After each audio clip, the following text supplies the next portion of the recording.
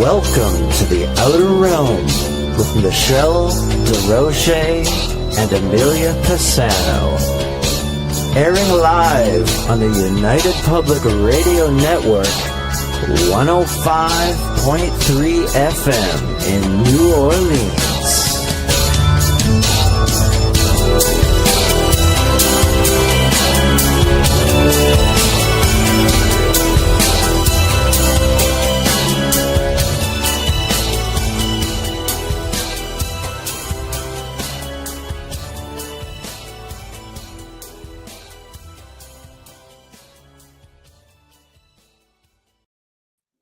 Good evening, everyone. Welcome to the Thursday night segment of The Outer Realm. We are broadcasting on the United Public Radio Network, 105.3 FM from the Gulf Coast, 107.7 FM from beautiful New Orleans.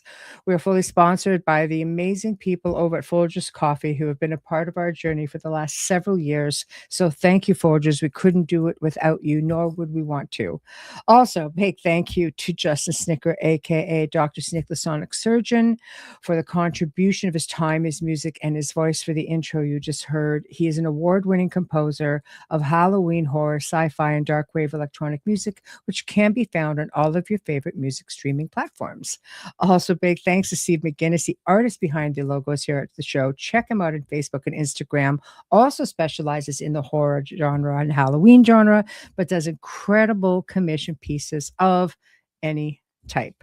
So, okay, guys, this is the second half of the one you've all been waiting for. I got so many messages about this. It's just mind blowing. I think Lorilei Potvin, who's joining me tonight, I think she and I hit on something with this series because you guys just go crazy for this stuff. It's insane. But it's going to be delving into the second half of Paul McCartney. This time we're going to go a little bit deeper and conspiratorial because we're getting into Andrew Gough's very well-researched article, which includes... And he alleges that the Beatles had a satanic or Illuminati connection. And you see it as you go through. But please, again, remember, we are just going through an article. We are giving our points of views. Please just judge for yourself. Do your own research. It's so important. I really want to stress that.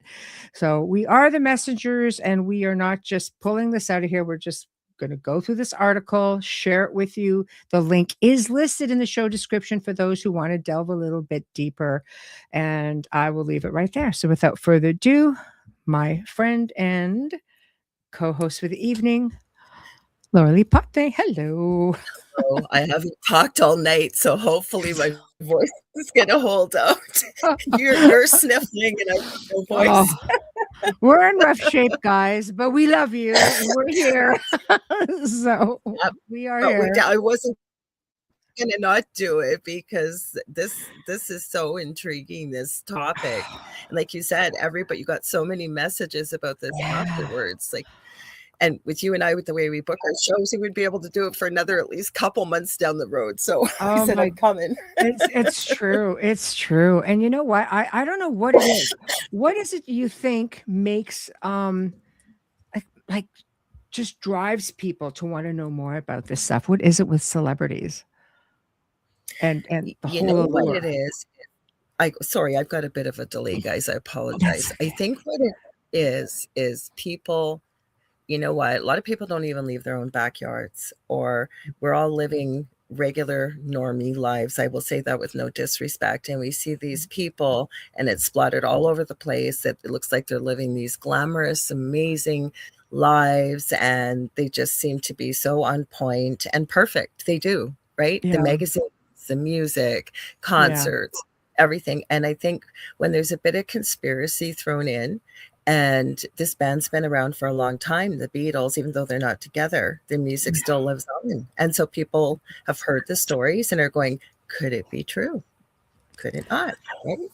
I know. Everybody loves a good conspiracy, I think. And we have to remember that this is pretty much what we're talking about here is something that is alleged. I had to even put that in, in the the title because Did you? like not the scrolling one. Yeah, alleged connections. I put that in on the platforms because I don't want to say yes, this is a thing. I mean nowadays it's like I don't know who is it, but it's, yeah, yes. I'm so floored about them that Paul Walker, that we showed the first time we were talking about all this. Sorry, I'm going to mute my phone because people always love to send me messages when I'm live. So Of course, like I don't know what to do. So that Paul Walker video, you guys weren't here. We showed it was on Beyond the Outer Realm. Before we kind of did a few celebrities, and then we dug into Paul McCartney. yeah. And what happened was I found this video years ago and I wasn't looking for it. But when I find videos like this, I download them and I save them and they disappear. And for those that hadn't seen it, Paul Walker obviously was deceased. This is before AI. And it's a gentleman that was filming people at the airport. And he runs into this guy and is a dead ringer for Paul Walker, including his voice. Everything. And I've shown it chasing him, wasn't he? Like, wasn't he chasing Paul Walker around? And the guy was trying to get away. I remember that. Remember, he kept saying, "Oh, I get that all the time," and then he was like just making a dash for it because he didn't want to talk to him. Yeah, yeah, yeah. That was good. I remember that. There's even a big conspiracy out there right now about Charlie Walker, or Charlie. God, I named it Kirk. That I said Walker, Kirk. That is he still alive? There's a YouTuber by the name of Jesse on Fire that's doing a series, and at first I thought he was crazy, and I kept hearing more and more about it. I started watching and went, I don't know if I could say no, that's not true. So, oh my God, I mean nowadays, right? I mean nowadays it's really hard. It's really difficult because you're getting into even technology and things like that, cloning and so on. Like it's just so much, fun stuff out there to delve into. But I mean, witness protection, things like that's always been around. So who knows? Like even Michael Jackson, like when this one's over, when this one's over, we're gonna have to sit back and go, okay, what's the next juicy one? Because there's a lot out there. We could be doing this for ages. We could. That's what I was going to add. I won't say his name because YouTube doesn't like it, but I'll call him Mr. Jeffy. And the files that came out, there's been some pictures that have come out, and I don't know. It could be them. You never know, right? That's not even the music industry, but when people, I think, pass away with mysterious circumstances, or like we have with the Beatles, who have put more than enough, I don't want to call them clues or hints, but strangeness, we'll say high strangeness in their music lyrics, their album covers, and what it gets people thinking. Because I think a lot of people are waking up nowadays and realizing, it's not like when people listen to Walter Cronkite, if you're old enough to remember him back in the day, your parents would sadly, yes. Yes, sadly, I'm that old. Oh, I have to highlight this comment. This is awesome. Yeah, of course. Wayne says, "I'm the fake Wayne. The real Wayne passed when he was 4, and I was brought in as a child to replace him." Oh my God! Yeah, I mean, the story was when he was on his 4th birthday. Right. It's like he had this realization. He goes, "Oh my God, I'm a child," and threw up all over the place. I was just like, "Oh, okay." That's why he jokes about it. Yeah. Oh yeah. Okay. I've studied these things because I've studied near-death experiences for over 40 years, and I'm extremely fascinated by children who remember their previous lives. And then, and it's on video, kids saying, "Well, I remember, you're not my mother." No, I'm talking about your mother. Yeah. I don't know. This was definitely strange because he was wide awake. It was his birthday party. He had friends and everything. And it's like something hit him and he goes, "Oh my God, I'm a child." And oh my God, everybody went home. Yeah, that's terrifying. It is.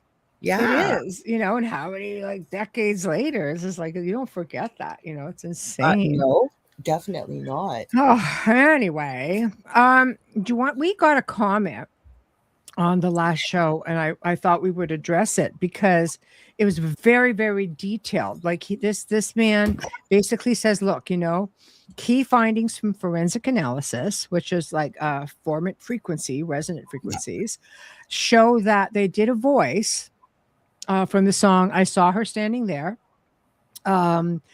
Recordings from 1963 and live performances in later years in 2002.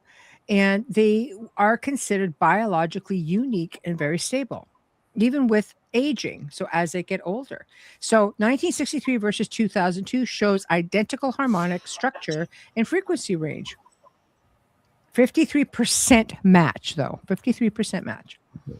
And it goes into different ones. So I don't know. And then I did some research, and what I was told in the research I did and I found was that there have been voice comparisons made, but it's never been done professionally, like in a scientific studio to compare the two. And then even with Andrew Gough's article, if memory serves me right, I just reread the whole thing before we went live, that they're not finding a positive match, right? So to me, I would think if you really want it to hold water, you'd need to do it with a controlled setting, proper audio studio, and have, the proper things in place to measure it, right? Because we got conflicting stories again. Is it or isn't it?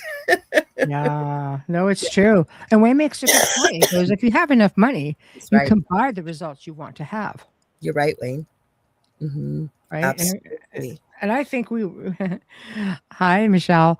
I think when you were looking at the fact that this was a huge money-making machine, the Beatles itself as an entity, you're not going to, I mean, whether he died, whether he didn't die, and he was just, just wanted to get out of, current life and go into hiding, as we'll get into that later, whatever the case may be. There were a lot of people that came forward to make this happen. If this is a thing, right down to, changing the appearance a little bit, so on and so forth. I think we covered that in the last show. And why would all of his bandmates leave all of these little clues everywhere? And why would Billy Shears himself come out and write a memoir about it? He did, yeah. That's how I feel. You guys, I gotta apologize. I don't know why it's so dark. I have like a light on. I got lights here right behind me. But I'm gonna let you know if I'm a little choppy, because I've noticed a little bit. I apologize, but I think we're heading into almost the tail end of 50 centimeters of snow since yesterday. We got a major snowstorm, so I'll apologize just to let you know. God. But that's what I'm saying. With a flashlight. Yes. Well, that's what I'm saying. After I'd read the article, I think it was in January? I think it was in October when you first sent it to me. So I reread the whole thing again really carefully tonight, and it's well worth the read, guys. It really, really is. And it just seems like there was fingerprints that were compared, even like in that article. There were all kinds of things. And plus, again, I understand that a lot of people need to be involved for something like this to happen. All I'm going to say, and I think Wayne kind of coined the phrase that if you have enough money, you can make anything happen, right? And that can happen if you got a lot of money and you don't know who they were under or who was controlling them. 100%. And the corporate machine would not let you go. I mean, you have to understand, in any bit of media, if you are a success, you have producers, you have managers, you have people who are investors. When you're getting into these bands that are this big, who are handling these large venues, you have the music industry itself. It's a behemoth. It is a behemoth. They decide when you eat, when you sleep, what you eat, if you eat, where you're going. I mean, it's, I think you can go back even to Elvis Presley, and that should be one we covered, right? I mean, his manager, because his manager couldn't leave the country, he never let Elvis leave the country. And Elvis just assumed he was told, well, nobody's interested in you on the other side of the world. Wow. So, okay. He never left here aside to go into the military. He never toured on the outside of the United States. I didn't know Maybe that. Canada, like North America. Yeah. Yeah. So apparently that was a thing. So it goes to show, the governing and ruling party decides, what is going to happen to you. So where I thought we would pick up, of course, is a part of the article that says their Satanic Majesty's request. So when you start getting into that, In the memoirs of Billy Shear, he basically goes on to say that they had been um, that the band would be used to overthrow Christianity in preparation for more meaningful spirituality in a one world government. This was way back then. I'm having Yeah. a freaking deja vu, though. Just like right now, I think I just did a time warp. Yeah, So, exactly. right? So, and I mean, Tavistock, where have I heard? Part of Tavistock, worldwide mind control. I'm sorry. Yes. Right. This has just come up again recently in the news, right? Okay. So I'll leave that there. Mhm. So their worldwide mind control operation that is still succeeding today with a committee of 300 resources. Mhm. So Billy goes on to say, replacing the most adored celebrity anywhere was only possible by the powerful central organization that directed national governments to stay out of the way. Okay. So a lot of this perpetuated the McCartney myth. And Billy continues to fully comprehend Paul's replacement is to know that we are still being manipulated by government and legacy media under the direction of a worldwide cabal. Okay. This is out Yeah. of Billy's own mouth. Like he wrote this. Yep. Yep. And you know what? Like I say, he did write all this stuff. And then, like I said, he really got into ICL. He really got into a lot of I don't like the word conspiracy. I prefer Yeah. a truth seeking. But you know what? When someone writes something really well, and I know I've said this many times and we've done this show together, as have you, he's done his homework and he's brought the receipts about what he's talking about. And he does not tell you what to believe either, which is That's a good right. thing. He just presents the information that he's found. Right? Yes. Mhm. Yes.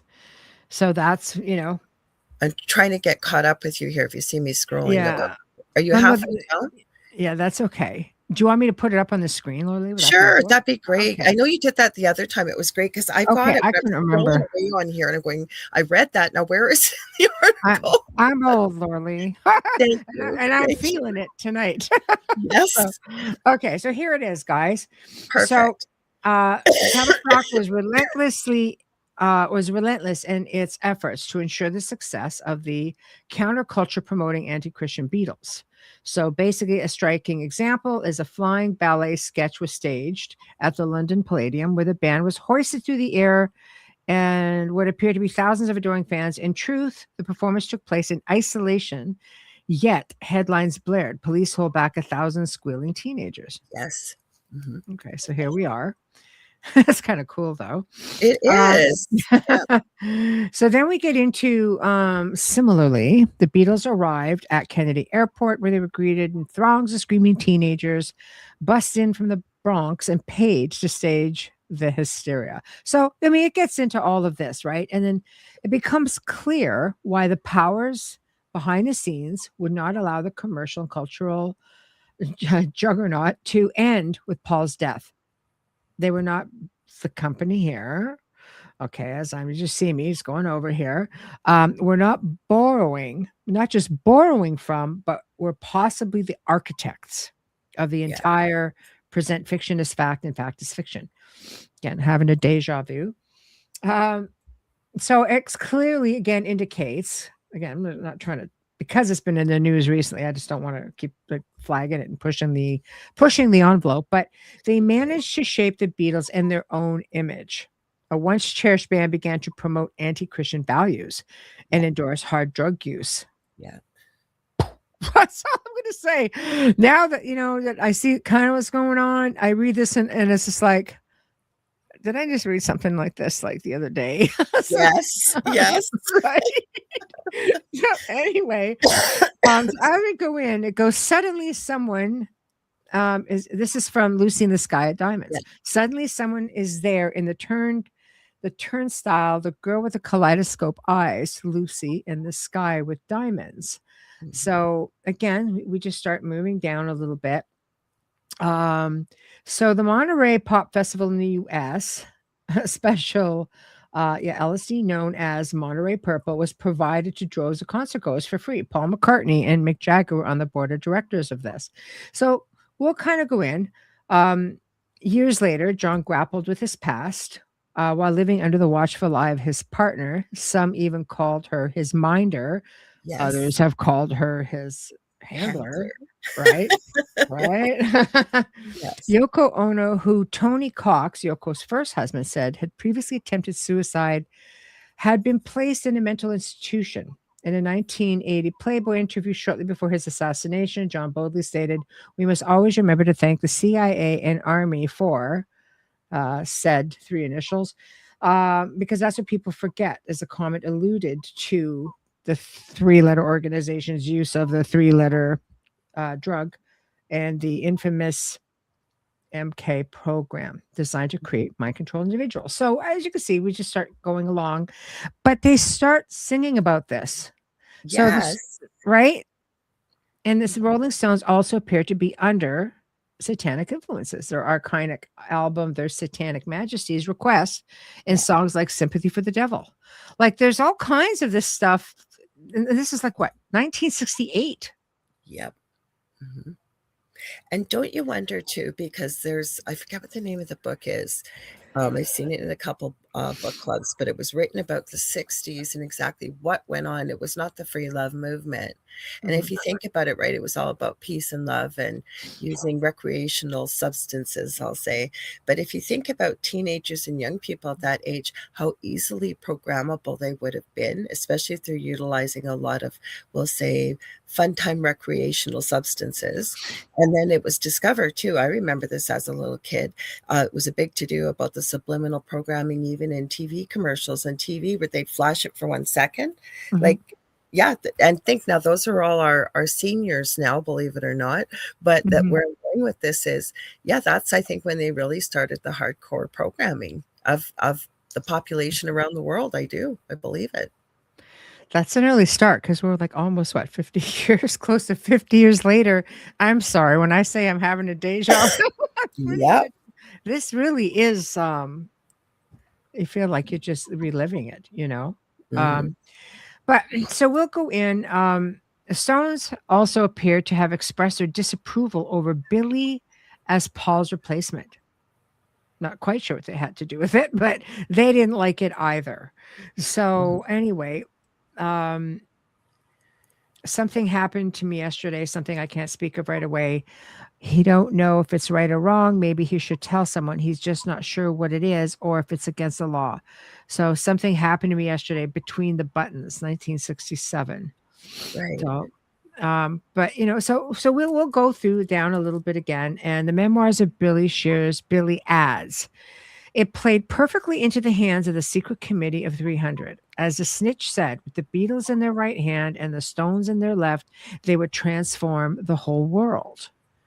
So, now we're just getting into, more stuff with respects to, the different songs and such. But the part I'll mention was a song linked to the day John supposedly learned. So Ruby Tuesday, a song linked to the day John supposedly learned of Paul's alleged, see right here, alleged death. Mhm. And it seemed that the Rolling Stones were suddenly commenting on these significant events in their own life.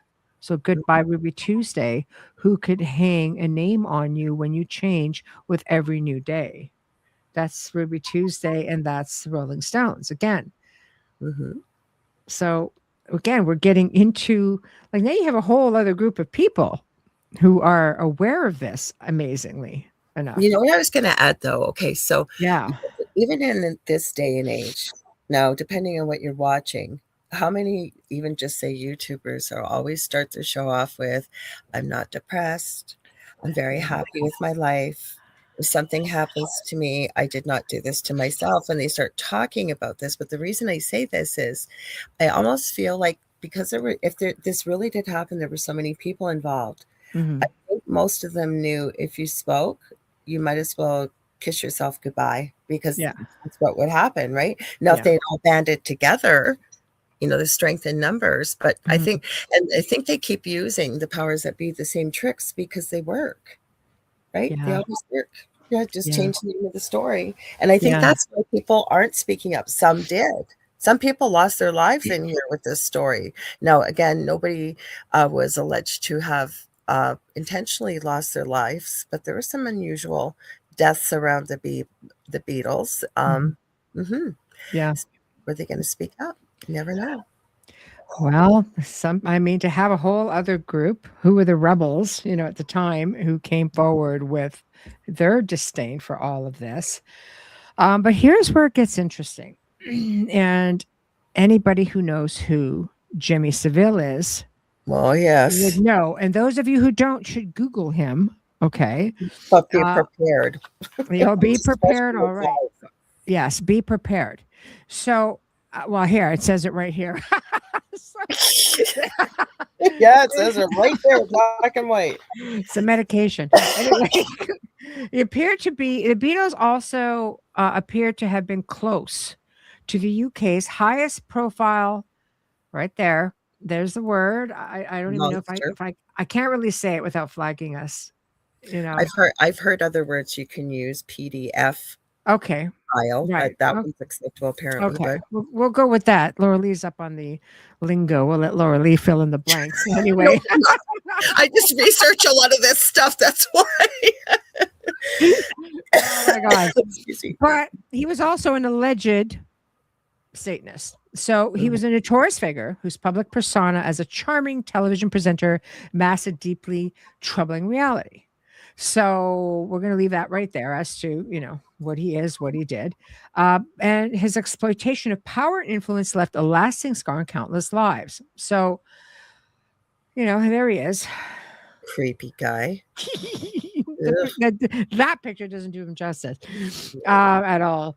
Anyway, the dawn of modern religious Satanism can be traced to the seismic moment of 1966 when, of course, Anton LaVey, Church of Satan, all celebrities, not all, but anybody interested. It was a movement. We had Sammy Davis Jr., just to name one. It was really big at that time. Everybody was wearing, the pentagrams and the whole 9 yards. It was a movement. So, in all fairness to that, it is what it is, but it could have been, anybody who was anybody wanted to fall into the whole fad of it all. Yeah. But at least that's what we were led to believe. I think now that we are made privy to more of what this is all about. We're aware now. Back then it was just like, oh, okay, this must be the newest statement. Anybody who's anybody is with the newest statement, and it's a cool thing. And realistically, no, it was going on even back then. So yes. Right. So we get into that. We'll skip over that. I'm not going to notoriously get into all this and give them all this credit, but it's not surprising that the Beatles and the Stones had the same sources in common. Satanic sources in common. So it's still unclear if Kenneth Anger, a pioneering underground filmmaker known for his satanic, occult-themed, and avant-garde works, such as the film Lucifer Rising, ever even had direct contact with the Beatles. It could have been he did, but nobody knows for sure. And everybody, again, Aleister Crowley. We know, Jimmy Page bought Aleister Crowley's home at the Boleskine house, right? So it's just like, again, it was just a thing. Everybody was just fell into the allure of all of this. But anyway, people looked at this guy, Kenneth Anger, as Crowley's successor. There's the man right there. But I have a theory I'm going to throw here. And again, I can't prove it, but when you dig into these types of things, it seems like, and can it be proven? No, but any famous celebrity, we'll call them, that has really, really made it big, they all talk about the contract they had to sign. They all talk about a sacrifice, and it's mentioned in this article as well. Again, you can't prove it, but there's certainly throughout the years, and I know we're getting into it, but a lot of the symbology that others rumored to have signed the contract also were making too, right? Mm-hmm. Exactly right. Saying it without really fully saying it. Just play the game. That's all we can still say. It just got to play the game. pretty much. Excuse me. So we know that this guy had close ties to Mick Jagger and the Stones, who were also part of the same social and artistic milieu as the Beatles. He worked with Jagger in multiple projects, and he was also closely connected to Marianne Faithfull and Anita Pallenberg, both of whom had relationships with members of the Stones. So at the time, it was through Marianne Faithfull's husband, John Dunbar, that Paul met the art dealer Robert Fraser, who would introduce Paul and the Beatles to the world of London avant-garde. So we get into that a little bit. And Vernon Mosher was apparently a fascinating figure, but he had a pivotal role in preparing the Beatles for their eventual meeting with Anger and the Satanic indoctrination that followed. So we're going to come up ahead. Now, do you remember when we talked about Paul's dreams in the Yes. first segment? Mhm. Okay. So he goes on. Paul's dream reportedly began in 1965 during a conversation with Mosher. John and Paul were asked when they had made contact with Satan. Paul denied ever having done so, but John admitted it. It was around 15 months before the dreams began. The contract, right? The contract. See, they got asked, did you sign the contract? Yeah, right there. Right there. Yeah.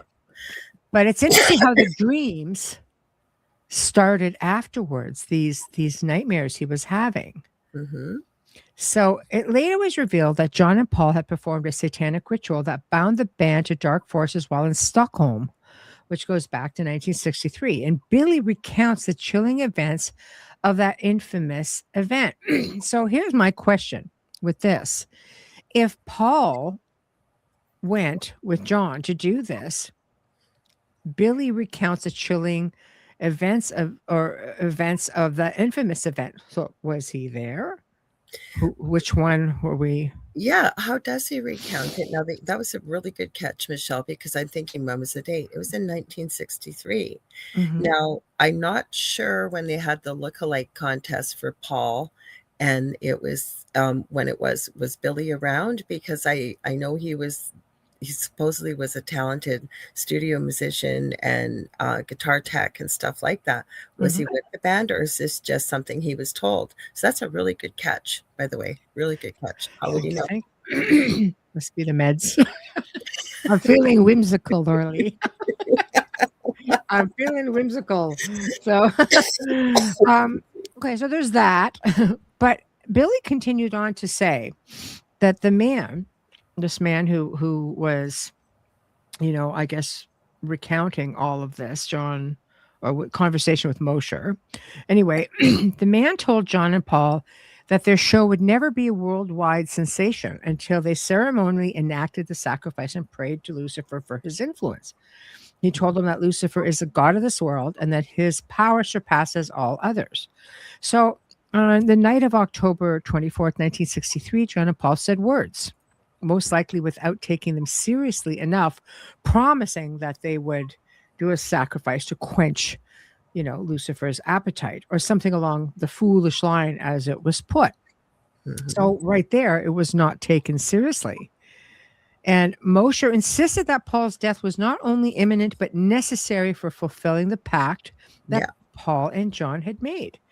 And according to Billy, Mosher even predicted the approximate timing of Paul's death. Further, Billy discusses the network of Satanism and how, via EMI, that they had leveraged it. So he goes on to say, I want you to understand that Satanism, aside from its spiritual effect or religious significance, is a political network used by this world's most eminent social engineers. I do not endorse their rights, but always credit the network in connection with those who made the Beatles the immortal band that it became. Mm-hmm. Like, wow. He's pretty much saying it. Well, that's what I'm saying. And then it kind of explains in the article how he knew about it. When I went up a little bit, I was reading, and Billy recounts the chilling events of that infamous event. But then he also, in this part, I thought seen that he said he overheard Mosher discussing what had happened during this pact. So I don't know if it's true or not. Wayne had a good comment. Do you mind if I pull that up? Yeah, go ahead. If it'll show for me. Come on, computer. It will not show. There, go. All right, there you go. It was intended to be sacrificed from early days. It would stand to reason that those at the top would be actively looking for a double to replace them after the sacrifice. Yeah, that would make sense. Hello. Hello. Hi, Vanessa. I saw you pop in. No. Yeah, so right there, right what she said. um so and he goes on to add, this whole, as you can see, there's this um whole thing going on, and we get into, of course, the Bohemian Grove, things like that, films by whistleblowers. It went on and on. Not surprisingly, Billy claims that he was invited Yeah. to the said grove in the 70s, but he never accepted the offer because the invitation was not extended to his wife at the time, Linda Eastman, who went on to be Linda McCartney, right? Women Yeah. are not allowed to enter. So did he enter? We will never know. But it appears that Paul's accidental death was not acceptable to the code, right there, the Mhm. code, who needed a sacrifice, not an accident, to seal the agreement. And hence, many believe this is why John Lennon was assassinated. Mhm. So I don't know, right? You have to ask yourself, I mean, when you look at all the faithful day that he was shot outside his building, the Dakota, the same building where Roman Polanski's film Rosemary's Baby was filmed. There seems to be a lot of little connections in there as well. I remember the day he died. I think it was December the 8th. Was it Mhm. 1980 or 1981? He was assassinated, and then George. It's going to get into a little bit later what happened to George Harrison. Now, interestingly enough, I'm just going to throw this out when we get to these other parts. Why was nothing ever happened to Ringo Starr? Nothing. Or George Harrison, Well, George, because when we get to it, he was attacked. He was attacked by a fan in oh, his that's house. right, and they tried to shoot him, didn't they? Mm-hmm. So They would stab him with a knife. He was stabbed repeatedly okay. before he got the cancer. So why were all three of them have got this conspiracy or controversy? Yet think about Ringo Starr. Nothing's happened to Ringo Starr. I think you have to look at who signed. Yeah, that's what I'm wondering. Was he the Who one that signed? signed the contract? You know what? You never know. You never know. I Mhm. mean, you're getting into a lot of different things, Mhm. like there's so many synchronicities with all of this as to dates and timing and locations. You have to really delve into it and say, okay, yeah, there's definitely something to this. Yes. Um, but Jeffrey Giuliano claims in his book Lennon in America that he became visibly agitated at a party in California in 1973, smashed mirrors through televisions, blah, blah, blah, blah, blah. Said Polanski's film was to blame. But as fate would have it, he met Yoko Ono years earlier at an art gallery. Roman Polanski and his wife Sharon are known to have attended the exhibition. There's a Dakota. Yeah. Um, so again, Chapman later claimed that Satan demanded John Lennon's death, stating he would strip naked, play Beatles records, and pray to Satan for strength. But he wasn't the only murderer connected to Satan and the Beatles. The infamous Charles Manson, of course, blah, blah, blah. We get into all of that, and we get into the Thank God tape I measure. wasn't a fly on the wall with Chapman sitting there naked playing Oh my Beatles. God. We don't need to see those things. you know. So we can get into just some of that, but looking like John and Ringo look like they're sharing a secret. Yeah, they're looking a little sketchy in that picture Yeah, for I think sure. they are. um, And of course, Manson obsessed with the Beatles, so especially the song "Helter Skelter." We know all the history with all of that, of course, and the Sharon Tate murders and so on. Now, years later, Harrison claimed that Lennon had called him a week before his assassination, frantically confessing that he could no longer hide the truth, intended to go to the public with the deception Mhm. about Paul. Yeah. Tragically, John Lennon was killed before he could act. So here's my other question. If he was speaking to George Harrison saying he can't go on anymore, he wants to tell everybody the truth, but he was killed a week later, did Harrison go in and spill the beans? Because if it's a conversation just between the two of them. I don't know, but then again, right? Like, then you can get real crazy conspiracy. How do you know? Because most people that are that famous usually have a handler. They have doubles, definitely. Even world leaders do. But Yeah, excuse me, how do we know their apartments weren't bugged or whatever too? So that's they're true. having this Yeah, conversation on the phone, yeah. and those that were controlling said, "Oh, we got to take care of that. That can't come out." Hmm. Yeah, you see, that's also a very strong possibility. And then it Mhm. talks about, 20 years later, Harrison faced a near fatal attack in Right. 1999. Okay. So we see that. That's what we talked about. Broke into his home and stabbed him multiple times in the chest. He later revealed that he had considered exposing the secret of Paul's replacement, but had only confided in one person, Paul McCartney, AKA Billy.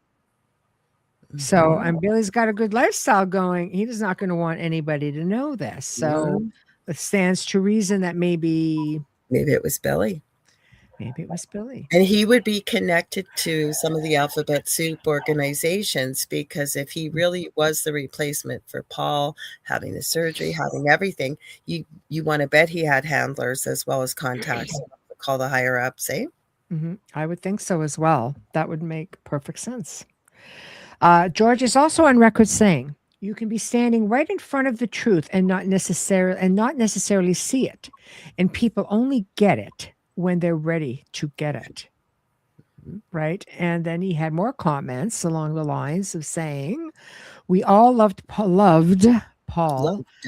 very much, as though he was speaking about his beloved friend and band member in a past tense, when the world understood he was very much alive." Yes. Right? And Mhm. Wayne says coincidentally killed just before revealing the truth. And he's got coincidentally in quotation marks. That's right, Yeah. Wayne. I'm with you on Yeah. that. Funny how things happen, though, isn't it? Yes. So, striking footnote to the two assassination attempts, one successful, the other not, lies in Billy's reaction to Lennon's death, which was captured on a video and is still available on YouTube. In the footage, he appears unnervingly detached, chewing gum as he responds to reporters with no emotion, simply saying, "Yeah, it's a drag, isn't it?" And he later just claimed that he was in shock, and many found his response to be very cold and indifferent. So, that that would speak volumes to And it was me. rumored they didn't get along. Like, No. yeah, they were Well, I besties mean, isn't before. Lennon the one that coined the name Fall? Wasn't it Yes. Lennon? Yeah. Yeah. Hmm. So, Yeah. okay. I guess that would be a clear sign of no. The Fall, But they fake were Fall. best mates, as it was written from grade school practically onwards. And then it seems like their relationship sort of shifted too within a year or two of the supposed accident. Right. Hmm. There we go. Hmm. Oh, so unsurprisingly, in his memoirs, the release of the remastered Beatles catalog, strategically arranged for 090909, a date that represents the inverse of 666. So they Hmm. appear to have pledged allegiance to said company, right there, guys, the British cabal, which is synonymous with the Illuminati from earliest days. So we'll go through that a little bit here. We'll just sort of get down to the bottom. The lyrics to the 1968 song "Revolution" reflects this goal and sound as relevant today as it did then. Question mark. So you say you want a revolution. Well, we all want to change the world. You tell me that it's an evolution. Well, we all want to change the world. You say you'll change the Constitution, and that reflects to emergence of a new world order. Hmm. So there's a hint. Yep. Another one. So this is a big one for me right here. Is this album Yeah, cover? but that is gross. It is, and here's the album. Okay. And even back then, they talk about, as you can see, if you guys can just see me underlining this, okay, because I can't flag us. I just really can't. But here we go. Okay. So this line right over here, right there. Yeah. Okay. Okay. So we're going to leave that right there for you guys. But here is the album. Yesterday and today. Here we are. Wow. Like what? Like why? Uh-huh. That would be my biggest thing. Why? Like why would you? But then again, that makes me almost think of Lady Gaga when she came out when she was a new artist and wearing her meat dress with meat. Mhm. It looked like why would you do that? Like what would be the purpose of that? I don't understand it. Mhm. There we go. So here it is, essentially. So it's a bit disturbing. A bit, And they call it the butcher cover. I'll say. Yeah. So similarly, in promotional photos for Yellow Submarine, we see further signs of their familiarity with what we now recognize as a certain symbolism right here. Okay. Signs. So Mhm. here we have this right here. And we see this all over the place now, don't we? With a lot of celebrities. Or this covering Mhm. the eye, or Mhm. to make the 3 sixes like that, but they go together to make 666. Yep. Mhm. Mhm. Right. And here we have it. So we're looking at this. And again, the practice of covering one eye subtly depicted them in the 1963 album with the Beatles. Here we go. Yeah. Right. So symbolically here.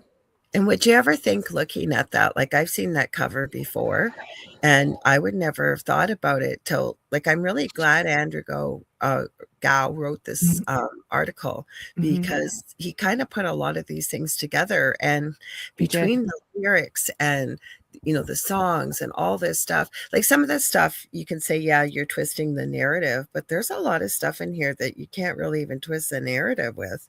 Well, they can't fudge the album covers. They're here. It's No, just what pictures of the exactly. album covers. It's stuff that you can find it all over the place. It's not like it isn't, It's not like it's Yeah. not there. And again, he's very objective. Like it's not like he's like, this is a thing. He's like, Yes. okay, I don't know if this is a thing, but here's what I found. Yeah. Here's what I found. Kev, Yeah, very much so, Kevin. yeah, that's Very what much Kerrilynn says. so. That's pretty disturbing with the babies. Oh my It's gosh. For sure it is. For sure it is. And here we go again with the one eye being covered, yeah. you know. Mhm. Um so they use the one eye a lot. And here is the rest of the industry or a lot of people in the industry A doing lot. the same idea, right? So it's this unsettling imagery serves as a stark reminder of darker forces at play. So Mhm. this is a whole other world. So then the Let It Be album is also of interest as just one of many photos that show a band dressed in similar fashion, except for Paul, who is depicted in blood red, apparently. Like, Blood as red I kept reading this, like, memoirs. it can happen. There's In no the such thing background. as coincidences, we know, but, like, every album cover, there's something weird about Paul, always. Mhm.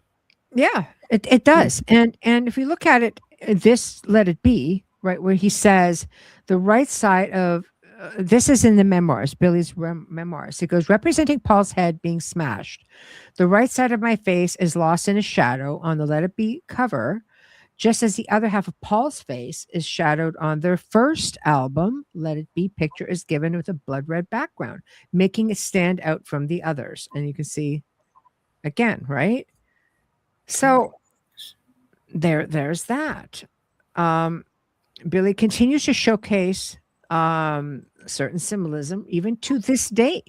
So yeah, during his appearance on the UK's popular Jonathan Ross show, he unmistakably makes the gesture right there. that And got me, that picture, that got me. yeah, it says it Mhm. right there. Like, Right there's there. no mistaking that symbol, like, No. that's not an accident. No, because you see, even today, you see many of them doing that Yeah, sort of thing when they're just standing there doing crazy the exact symbols like this or like this, or it's pretty much the same. yeah, So, I agree. and here we go, right there we are again, Yep. and this is recent, right there, Mhm. right? So, so as a side note, Billy highlights in his memoirs the echoes of this right here. Mhm. Agenda can be found in John's most cherished solo work.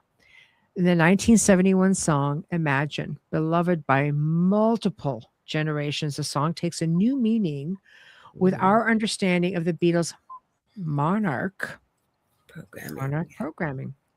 right? Yeah.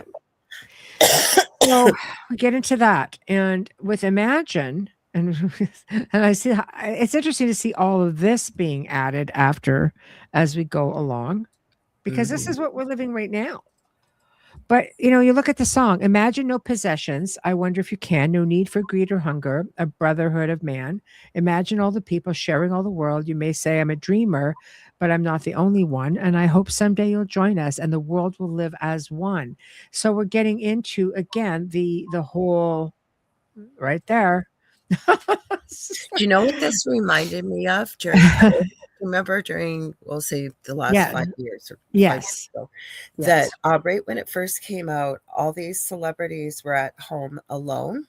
So they all recorded singing one line of the song Imagine. And I kept thinking, oh, dear God. And we all thought it was so touching. I wasn't impressed with it, if you kind of know what's going on. But still, so many people were going on and on about it because they didn't have their Mhm. glam. They were just pretending they were at home and singing the whole version of Imagine. Did you See, see that? I did not.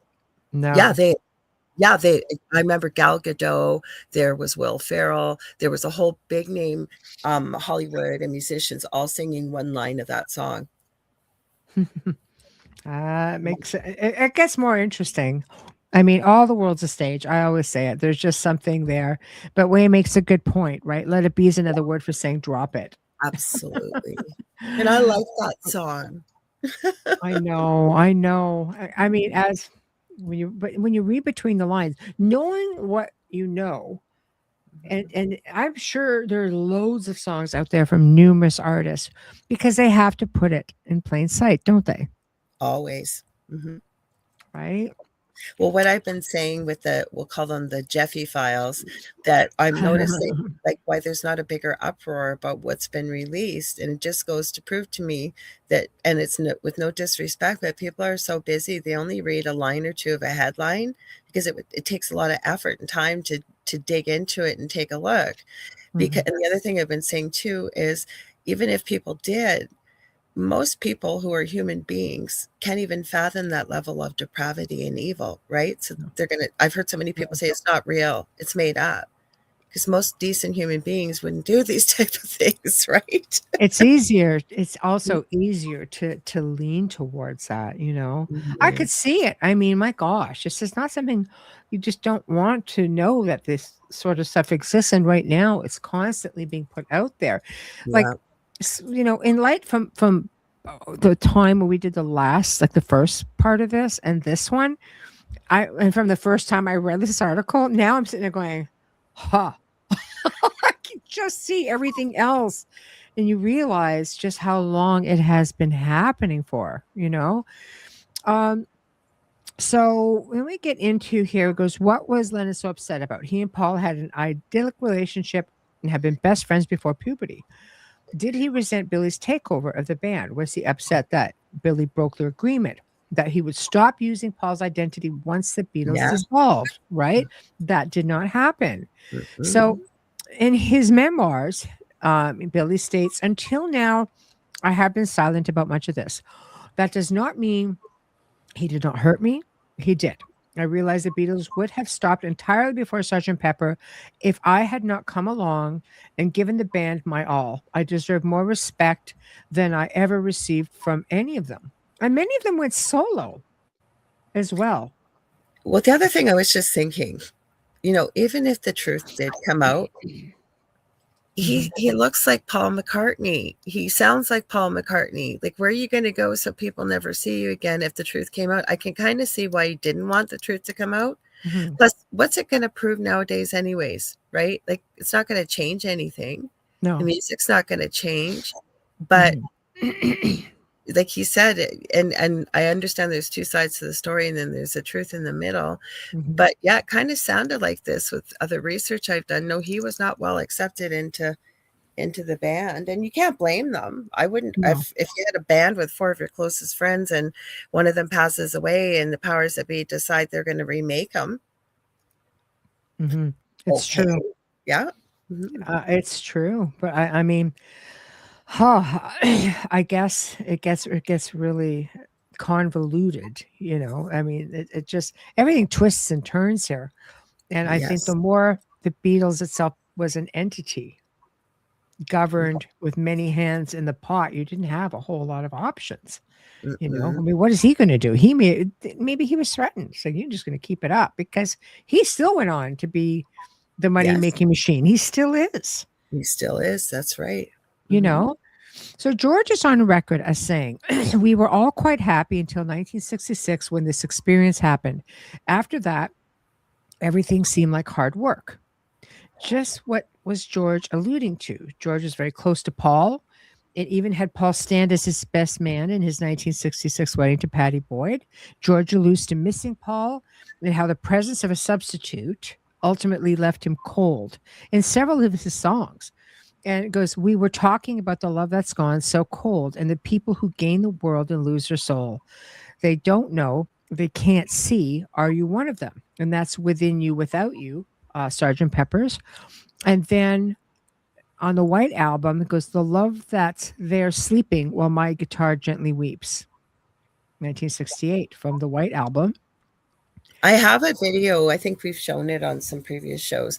There's one of George Harrison's wife calling him Billy, right? Yes. Backstage. But I have another one of George Harrison. It was way back in the day, and they're being filmed, and he's calling him William instead of Paul.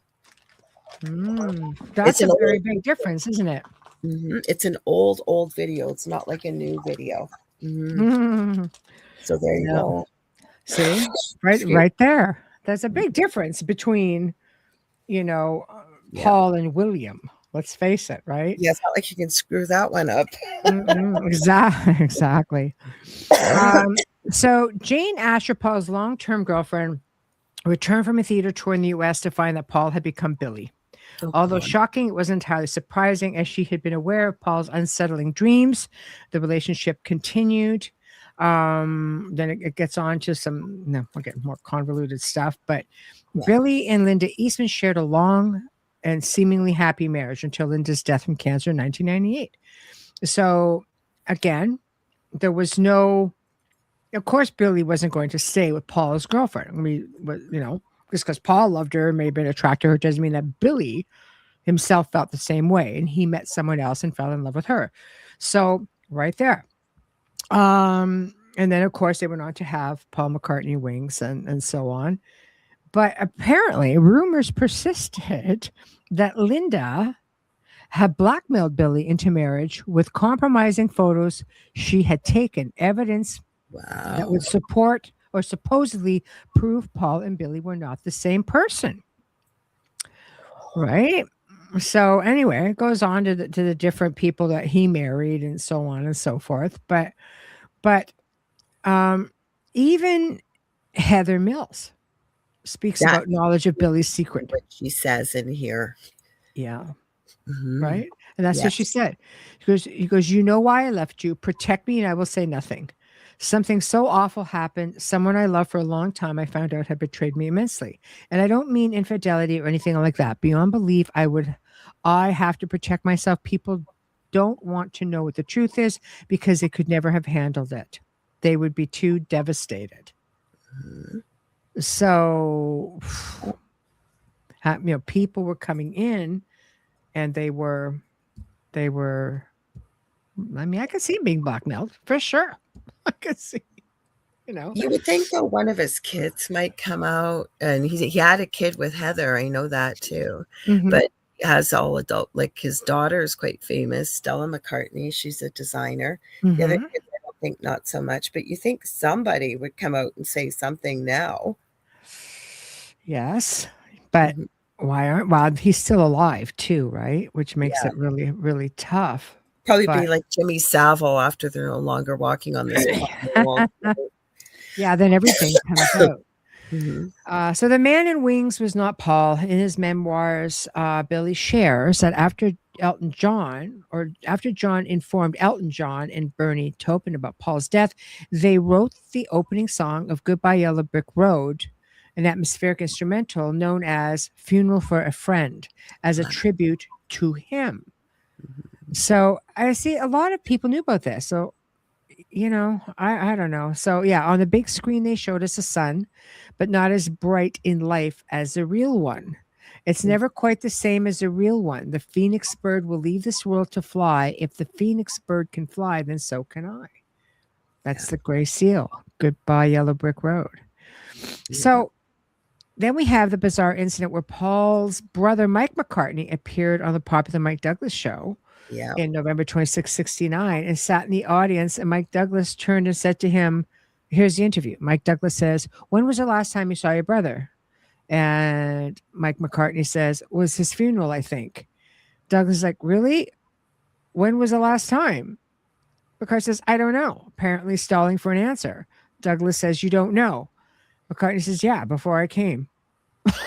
Like, what kind of answer is that? Like, when I read that, I'm going, what do you mean before you came? Like, I can't even, like, how does that even fit in there with what you were asked?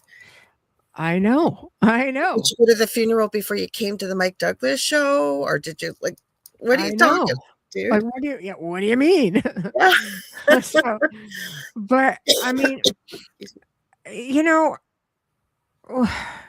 okay, so Mei Feng Yipeng, who worked as a personal assistant to John Lennon, later became his girlfriend after John and Yoko split.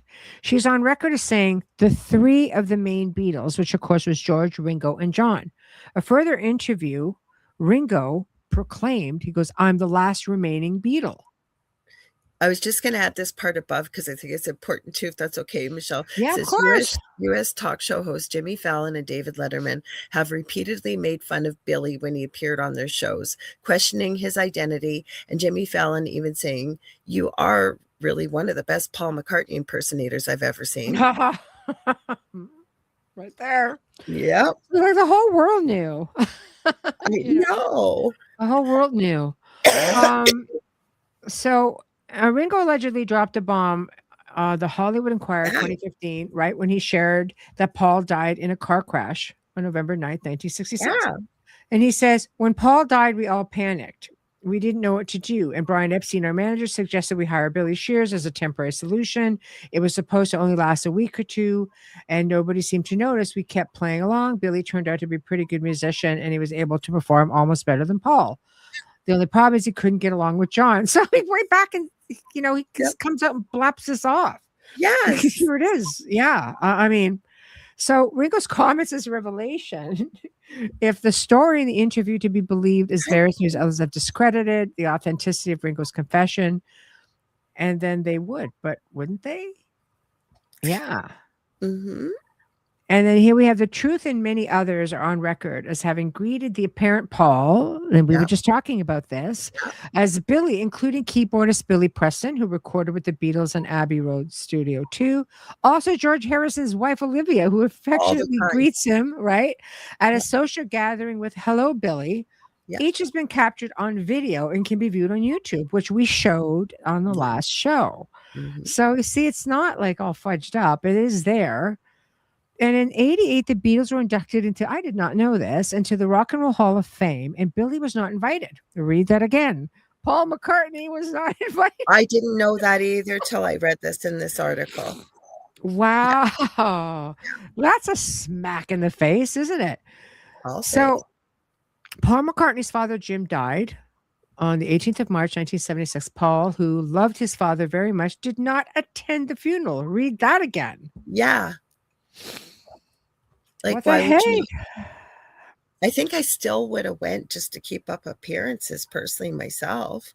Do you think he just didn't care at that point because it's kind of coming across that way? Like, you know what? He feels like he was mistreated by the other members of the band, allegedly, with this article, and he just probably thought, hey, I'm just going to own this, because there was a few paragraphs in here, sentences alluding to the price that Billy paid was he had to give up his life and assume someone else's. So it was kind of, I got the feeling it's kind of like he felt he was owed this In a way, you can't blame him, because he did have, if he really is doing this, he had to give up his entire life that he had before this.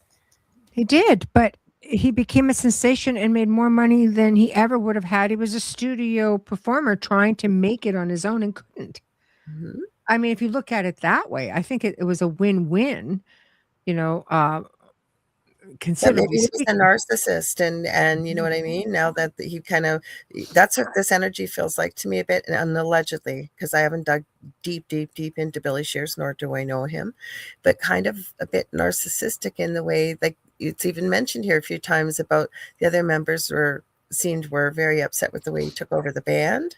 And it's kind of like, I gave up, like I seen this in here in a few places, like I gave up my life as Billy, so now yeah, I'm going to take it and run with it. Hi, Hi, Kazan. Kazan.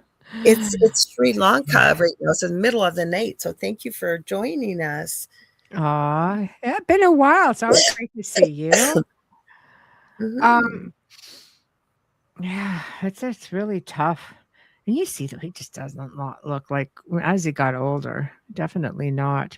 Oh, No. here we go. Right, in the memoirs of Billy Shears, Billy recounts how a voice analysis intended to confirm his identity as Paul McCartney inadvertently supported the opposite Yep. conclusion. Hmm. Yeah. So, opposite conclusion. And that's Billy himself saying that in his memoir. So, when the Paul is dead phenomenon swept across the United States in 69, Dr. Henry M. Truby of the University of Miami utilized samples from Beatles songs to create sonograms. He aimed to conduct replicable tests to prove that I am Paul McCartney. Instead, he uncovered evidence that suggests I am not. Yeah. His findings illustrated that the voice heard in Yesterday could not belong to the same throat as the voice in Hey Jude. They were fundamentally different. Mhm. So I guess that answers that question, doesn't it? And Yeah. it, yeah, right there says it Wait till you right see there. the fingerprints. You guys wait to hear about the fingerprints coming All up. right. All right, here we go. So, other scientific studies have contributed to the analysis. An Italian forensic team led by Francesco Gavazzani and Gabriello Carleschi conducted a biometric analysis comparing Paul McCartney's facial features before and after 1966. The research revealed discrepancies that could not be explained by error or even attributed to plastic surgery. The significant findings were published in an article, which I cannot say in Italian, but essentially it means Beetle ask who was the Beatle in Mhm. the August 2009 issue of Italian Wired magazine, further fueling the controversy surrounding Paul's true identity after Yeah. 66. In addition to the scientific voice and facial forensic analysis, other critical form of evidence involves DNA. This is where scientific evidence becomes especially compelling. Paul, like the rest of the Beatles, had many romantic liaisons and Yeah. fathered several children. One notable case is Philip Paul Cochrane, whose mother, Anita, was paid £5,000 by Epstein, the manager, to keep Paul's paternity a secret. Mhm. During his teenage years, while performing at the Cavern Club in Liverpool, Paul met and impregnated Monique Lavalier, resulting in the birth of their daughter, Michelle, on April the 5th, 1960. The experience inspired the song Michelle, which later appeared on the Beatles' 65 album Rubber Soul. So, Erica Hubers was an attractive young woman whose father owned a nightclub on the Hamburg's famous Gross. Okay, I don't know. Frey. Oh, there. Okay, so anyway, they dated for about a year, conceiving a child in 1962. So this was all way before was what happened. So when the Beatles rose to fame, Erica sought legal counsel in Hamburg, alleging Paul was aware of her pregnancy and had urged her to have an abortion. She claimed Paul was the father of her child, and her lawyer drafted legal documents which were sent to the Beatles in London. He denied responsibility, blah, blah, blah, blah. Could go on. So she took the case, alleging the Beatles management paid her mother £13,000 and 66 to remain silent about her father's identity. So, hence the DNA tests. Both tests returned negative results, definitively proving to a German judge that Paul was not her biological father.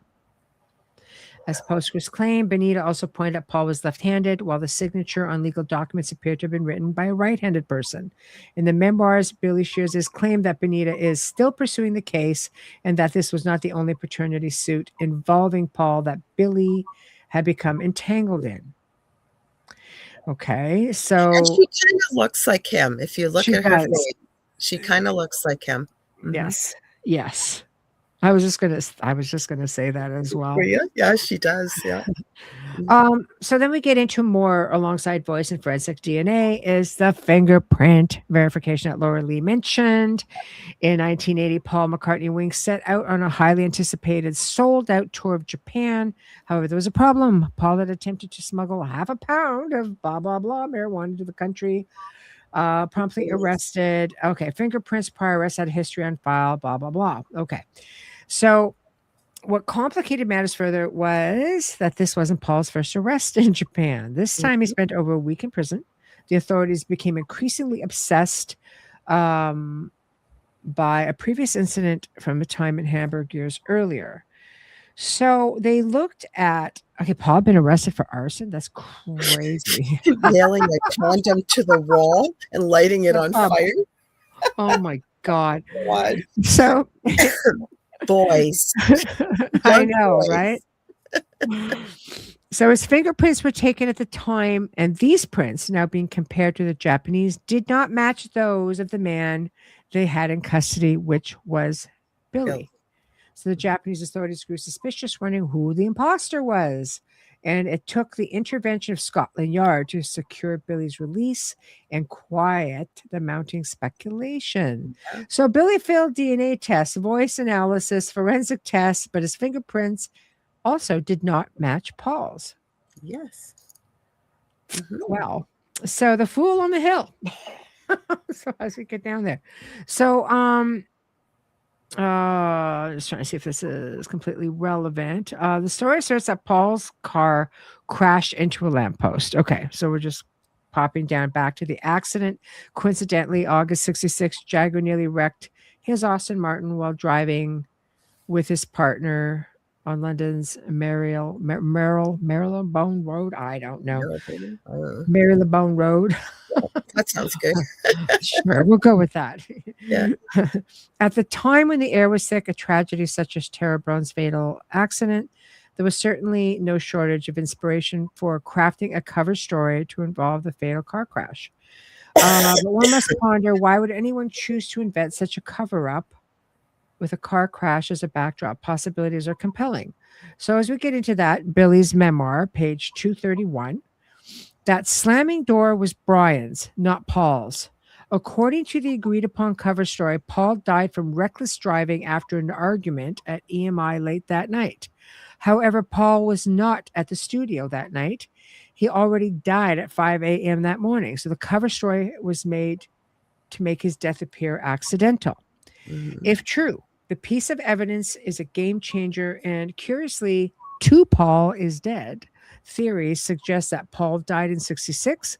The story of his death in a car crash was a deliberate misdirection to conceal the unsavory truth that he had been taken out, essentially. The first theory involves George, who, as mentioned earlier, traveled to India in 1966, checked into his hotel. Birmingham reporter who had allegedly been bribed not to reveal details of Paul's death. According to his account, George confided in trusted local Indian friends about the reality of Paul's death and replacement, urging them to publish the truth upon his own death or on the anniversary of Paul's 60th birthday, which led to conspiracy's name 60 if Paul had lived to 60. So the narrative, George alleged that Paul was murdered by, that would be odd, the KKK, who was targeting their manager right there. Arguably the world's most prominent, right there, at the time, a precarious status given to prevailing attitudes. So, okay, we're just going to move it along. That one I found a little bit crazy, that one conspiracy. Yeah, it's a bit out there too, but he examines all of them for people to make their own, their own decision. But again, broader cultural clash during the 60s of various groups reacted to the shifting norms, values represented by the band and said company right there. Should the scenario of Paul's murder seem improbable, there was a statement made by said three-letter group. We have ways and means to stop this. Okay. So Okay. we're just going to move it on down, get to the bottom slowly here. So Paul, okay. So right here, the 60 if account, which had been hidden, if not removed from the internet, stipulated that Paul was found dead early in the morning, 5 a.m. as the day begins, with his body located next to a white Volkswagen Beetle, a type and color of a car that was later commemorated on the cover of Abbey Road with the license plate. Right there, the 60 if theory claims that 48 hours later, Paul's body was discovered. So a car was found with the word Jude written on it, an apparent inspiration for the song Hey Jude. So suspiciously, in the 60 if scenario, the location of Paul's death was later changed from its original location at the foot of the hill in England to a beach in France. That's a big jump. Now we're country hopping. Exactly. There is even a thread in this theory that states that John moved to the U.S. in part to hunt down the members who killed Paul. George stipulates that the penalty for refusing to remain silent was Unaliving. Yeah. Yeah. So, we kind of get into some different stuff there that doesn't really attribute. Well, these brothers, because he mentioned them a couple times throughout the article, the Cray twins, but this was a really weird conspiracy too that didn't make a lot of sense either to me. Yeah. Yeah, they admired their manager, Epstein's success, offered him protection at the time when he was made vulnerable to threats. In return, they sought a piece of the Beatles, the world's most lucrative act, and he refused, according to the Glasgow crime kingpin. So they resorted to blackmailing, and basically the Crays were convinced that their association with the Beatles would hurt the band. Thus, they were better off with the blackmail, not management. Yeah. So, all of this, Epstein's their manager. His life ended in 1967, shortly after the Crays' rise to power, and he died of a drug overdose at the age of 32. Though his death was ruled accidental, it raises questions. Yeah. So, as we come down along, there seems to be a lot of that involved with all of the with the Beatles. It's, again, very convoluted. But another twist to the Paul is dead controversy is a woman named Melanie recently posted on a Beatles discussion forum claiming she witnessed the aftermath of Paul's crash and death, and allegedly occurred on North London Street where he lived, Cavendish Avenue. Here's what she wrote. Yeah. As a scared witness, no one believes me. I've seen Paul's bloody body pulled out from his wreck on the 11th of September, 1966, right? Or is that November the 9th? I can't know. The 11th of September. It's November the 9th, I think. Okay. It was shortly broadcast on television for a couple of minutes until it got scrapped. But it was an Austin Martin DB6, completely totaled. The police were in complete shock as they told me and my friend to leave the scene. The truth will be revealed. It was around 10:30 p.m. on Sunday. I was walking with my friend to her home, and we saw multiple police lights in the middle of the street on Cavendish Avenue. We were walking along a sidewalk and saw a black vehicle, which I guess was crashed into another vehicle. They pulled a body out. It was wearing a purple-colored shirt. His face was completely bloody. I couldn't capture his features. It was horrifying, but I could clearly see the mop top hair of a Beatle. They told us to leave and made sure that we did. If we assume she is right, refers to November the 9th, which was a Wednesday, not a Sunday, but also the date that Ringo said Paul crashed his car, died. If she's not English, then the date on the 11th September makes sense. Regardless, the woman would have been in her 80s at the time of posting, and her eyewitness account raising the question of someone her age of doing a discussion forum. However, that doesn't necessarily mean her count isn't true. Yeah. So Paul and Billy's house on Cavendish Avenue near Abbey's studio. So that's it there. Intriguingly, during John and Yoko's Bed In for Peace in Amsterdam, John is filmed opening fan mail and reading it out loud for the camera. One letter catches his attention that claims to convey a message from the spirit of their manager, reportedly gathered through a Ouija board. The letter was not only warns John that he will be assassinated, but also says Paul McCartney is alive in London, prompting nervous laughter from both John and Yoko. What a peculiar statement. Did Paul fake his own death? Was he seeking an escape from pressures of fame, or did he fear being sacrificed? Mm-hmm. Right? So in the end, do you want to add to that? No, nothing. There's just so many conspiracies. But again, he presented as much as he did his homework on this article.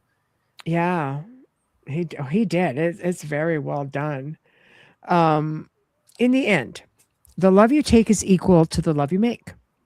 Satanism is far from a relic of the 60s. It is woven itself into the very fabric of today's music industry. Numerous musicians have emerged revealing these rituals. So I just want to keep flashing certain words. Unfolds in secrecy to secure success of records, albums, tours. And then he's got some names here. But Billy shares, I've been in rooms in the pinnacle of the industry where albums are subjected to demonic prayers. Music is prayed over, invoking darkness before it reaches radio stations and the public. Witnessing this is chilling. So I'll leave it there. So, and again, we're getting into, some of this, right? Which I think we were talking to in the beginning, but this is a big thing. It keeps happening. And then we get into a lot more of what has been currently going on. But as of writing the article, Billy is still actively recording and touring. We have examined both the suggestive and scientific evidence regarding the possibility that Paul McCartney died in or around September of 1966 and was replaced by a look-alike. Considering the strength of evidence, it certainly seems plausible. However, the circumstances of his death remain unclear. Then he goes on to pose certain questions. So we can look at a couple of those. So Paul left the studio in anger on the evening of September 10th. Shortly after he picked up a hitchhiker, was involved in a car crash which reportedly occurred. And again, he's got different streets and such here. So just to save time as we're getting down to the crunch, it just seems that it was near his home, according to an alleged eyewitness. Alternatively, the same scenario is said to have happened on the 9th of November, a theory allegedly confirmed by Ringo in his 2015 interview. So Paul died on a crash on the same motorway on January 7th as he drove to the house owned by or used by Mick Jagger. Paul died in a car crash with Tara Brown in London in December 66. There's a whole pile of dates here. I mean, right? They bounce around. So he was either murdered, in England or France. Yeah. He's got a whole bunch of this person, this organization, this, or this. Was he shaken by the death and cover up of Paul? We don't know. Could the car crash rumor have been a misdirection to steer away attention from three-letter organization here? Should they continue their manhunt? And then we start getting into the craze. So that's a whole other thing. And then there's this theory. Paul faked his own death possibly to escape the sacrifice that would await him for his allegiance to satanic forces. Remember, neither his family nor his manager believed that the body in the morgue was his. And the letter that John later read on camera said that Paul was still alive in London. What a curious thing to say when the world believes that he was alive. Further that, the internet is rife with videos of a man some claim to be the original Paul McCartney, a man who looks like an authentic version of an elderly Paul McCartney. I did not know that either. I didn't know that either. No. Right. So, in conclusion, the theory surrounding Paul McCartney's alleged death in 66 continues to captivate and ignite passionate debate among fans and skeptics alike. Whether you embrace the various scenarios or dismiss them as mere speculation, the enduring fascination with this mystery reflects the profound impact of the Beatles and their music have had on our culture. Our culture. How many generations has this spanned? True. Right? It's difficult to overlook the compelling evidence suggesting the existence of two Paul McCartneys with confessions of firsthand accounts. I really lean to Billy Shears' memoirs. He says it. He's just coming out and saying it. I do too. Between the music, the covers on the albums, And the people that have dropped little hints here and there, like Mhm. I don't know, like, and again, I forget where I heard this. Maybe it was with Charlie Kirk, because I've really been digging into this case. And the people, TP USA or Turning Point USA, Charlie's organization, has been saying there's no way that could have happened. Do you know how many people have to be involved? Well, not that many people do. If you've got people at the top that have money and are powerful, they're going to control the people below you, right? So Yes. I don't know. Yeah. I agree. I completely agree with you. It's one of those things I think that will continue on, and who knows, maybe if Billy passes, maybe if there is a Paul McCartney, he will come out and say, I'm here. I personally think if he did fake his own death out of fear or went into witness protection or anything like that, I think he would still be leery about coming forward. Because how could you not? You would still be a target. I agree. Well, what I was thinking, if he faked his own death and then he came out, it just flashed through my head. Are we going to end up with the McCartney effect instead of the Mandela effect? How that all started? We all thought Nelson Mandela died, and then all of a sudden he's alive, and then that's what started all of this. I know. So it's definitely something that could just keep going around and around and around. I mean, I love a good mystery. Yes, I do. Yeah. But when the person involved, I mean, whether Paul died, whether he just disappeared, whether he was murdered, whatever the case may be, when you have the main character saying, this is a thing, and you have all people around him calling him by his real name, doesn't that somehow lend to the mystery being solved from the horse's mouth? And the video clips that I found, it wasn't like they were in a joking scenario where they're calling him William. Like, I remember the one that we showed, I think it was when we were on Beyond the Outer Realm. It was Olivia and George Harrison and Ringo Starr and Barbara Bach, I think. And they were meeting up with Paul McCartney backstage. And as he shakes Olivia's hand, she says, clear as a bell, hello, Billy. And there's many video clips from different things like that. But the one that got me was George Harrison and him. I think they were writing songs. Like, it looks like something that would have been filmed in about the 70s, like mid 70s, by the quality. And George calls Paul McCartney William, like he's addressing him. And I forget, he made some kind of statement. It was just a clip. So why would they do that, right? No, that's what I'm saying. Everybody around him. And what about that clip that surfaced? Did you see the clip where it was in and around Christmas? And this is probably going back maybe 3 years ago, maybe, give or take. And Paul McCartney is coming out of a restaurant. And the caption is like, watch who's coming out behind him. This guy is a dead ringer, pardon the pun, is a dead ringer for what would be an older John Lennon. No way. I have not seen that. You have to find it. I saw that and went, oh, come on. Like, come on. This is too much. Wow.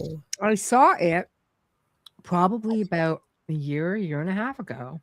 And it just, how things come up on the feed on social media. Yeah. It came up and like, okay, I think the caption was, what do you guys make of this? Looking for honest opinions, right? Everybody was saying, oh my God, that would be an older John Lennon. Now with AI, I'm sure they'd be able to do Oh, facial yeah, recognition. absolutely. But still, Mm-hmm. I mean, I've seen a clip, and again, this is before AI, and it was very sad. We lost two celebrities the day Michael Jackson died. We lost Michael Jackson and Farrah Fawcett, if you're old enough to remember her.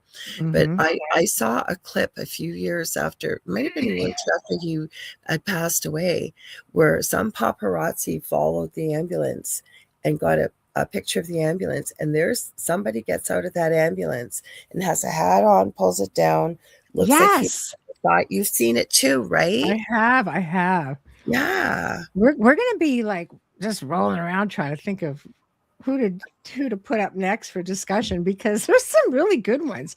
And can we talk about Kurt Cobain and everything going on with that? There's no doubt that he's passed. Obviously, I mean, they're coming out now and saying, "Oh no, it was a homicide." Like, Well, there's Chris Todd, I most think of his us name knew it. is. I Yeah. think his name is Chris Todd, and I'm going to call him, no disrespect to anybody that's short, but he's got short man syndrome when you listen to him talk. Okay. And he's written this book, and he claims he has, this is where this is coming from. He wrote this book, he's released it, and he says he has all the evidence and the interviews to prove that Kurt Cobain was unalived and not by his own hand. Yeah. See, Jim Morrison. Yeah. Yeah, some of us knew that, but I would love to. I was going to say I would love to do Jim Morrison, but it sounds so wrong on every level. But I would love to talk about it. Yeah, I But think his so dad too. was in the military. Sorry, I didn't mean to cut you off. Go ahead. Sorry. No, it's okay. Go ahead. No, his dad was a part of the military, Jim Morrison, U.S. military. So when you start connecting the dots, and I'm sorry, you got to follow the money, but also look at their heritage, where they come from. Do It's they have true. connections to three-letter agencies, or government, right? You know what? 100%. 100%.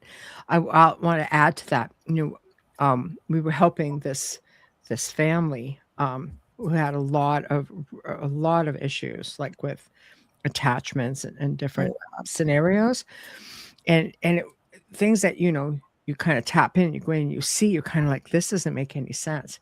And I asked one question: do you have any relation, or blah blah blah, to maybe a family member who's in military? Oh yes, I have. I had a relative that worked at Area 51. Bam. Hello. Case closed. Open the portal doorway. I know. And you start really putting two and two together, and you just start like, as a researcher, it makes you sort of you realize you have to start asking different questions. You do. Questions that you would never think you would have to ask. But the saying, you got to follow the money, that is true. But you also, again, and Carrie Fast, she's a single Lorilei military family. You do need to connect the dots of what their lineage is, because it is astounding when you start looking at this about who they were connected to, or they're related to. And starting to look that way, you start realizing, and I'm sure we're going to find some of this as we move along in this series. I'm sure we're going to start seeing similarities surfacing here and there with connections to these different agencies and such, because I don't know how many just regular people that, I mean, I'm sure they're out there, everyday people that would be considered irrelevant to higher ups of this nature, but I don't know how many. Well, I was even thinking like Jimi Hendrix and Mama Cass from the Mamas and the Papas. Those, both of them died under, well, not Jimi Hendrix so much, but there was a rumor that she choked on a sandwich. I know that's not true, but they both were kind of got taken out around the same time. They were pretty popular back in the day. What happened to them?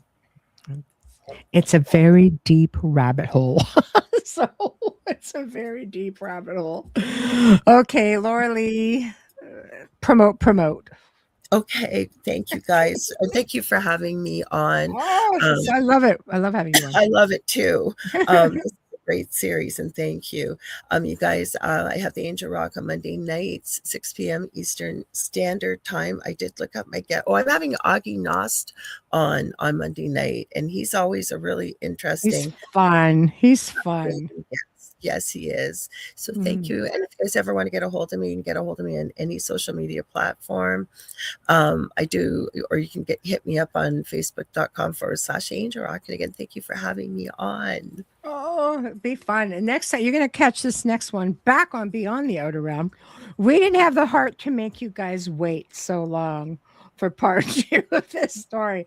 It was too good. It was too good. So we thought we would bring it to this show, and we'll bounce around. We'll have some fun with it. But for everybody looking to see what we have coming up next Tuesday on Beyond the Outer Realm, we welcome back Dan Shaw, the Vortex Detective. He's a hoot. Oh, I can connect you with this guy. He's wonderful. We're talking about Sedona, and he talks about vortexes and ley lines and triangles that go through. You know, we're all familiar with like the Bermuda Triangle, things like that. He talks about the ones that go through mountains, different connects mountain ranges and stuff. Oh, cool. Yeah. So we're talking about Sedona, all the mysterious Sedona from this whole standpoint of, as I say, you know, geology, geometry, ley lines, everything. It's just going to be awesome. Wednesday, we have Samuel Chong coming back on. He is one of our really early guests, and the Wayback Machine. And we're going to be revisiting a book that he translated, Michel de Marquette's book, the Theouba Prophecy. But we've got a couple of shows coming on with him. But this, I love this book, and our audience has grown exponentially since we got started out. And I was so intrigued with it then, and being a little bit more versed now, having been doing this for several years later, I really want to revisit it and dig a little bit deeper into it. So it's a true story of travel through time and space to the Golden Planet. And this is what this book, the Theouba Prophecy, is about. Just amazing. So he's coming on Thursday. Wow. Oh, he's great. You love this guy. He's really wonderful. So kind, so soft spoken. Marilyn Hughes returns from outofbodytravel.org. She's been on several times throughout the years. Also, this discussion is going to be around her book, Aliens of the Redemption. So we're going to be digging into that whole side of things, and it's going to be a lot of fun. She's wonderful. Everybody loves her. We love her. So that's on Thursday. So thank you all for tuning in, and, you know, have a great weekend. And for those of you like Lorilei who's stuck in the snow, take shelter. 50 centimeters. Take shelter. It's still coming down. Like, I swear to God, this high I was in a t-shirt 2 days ago outside. There you go. Mother Nature's like, no, and you wonder why you're sick. It's the weather. It's the weather. Anyway, everybody, to everyone in chat, thank you all so very much. You've been listening, of course, to The Outer Realm with myself and Lorilei Potvin, United Public Radio Network 105.3 FM from the Gulf Coast, 107.7 FM from New Orleans. And thank you to Folgers. Thank you so much to Dr. Snick, the sonic surgeon, Justin Snicker. Thank you to Steve McGinnis. We appreciate you all so very much. And we appreciate you in chat as well. Thank you and good night. Night.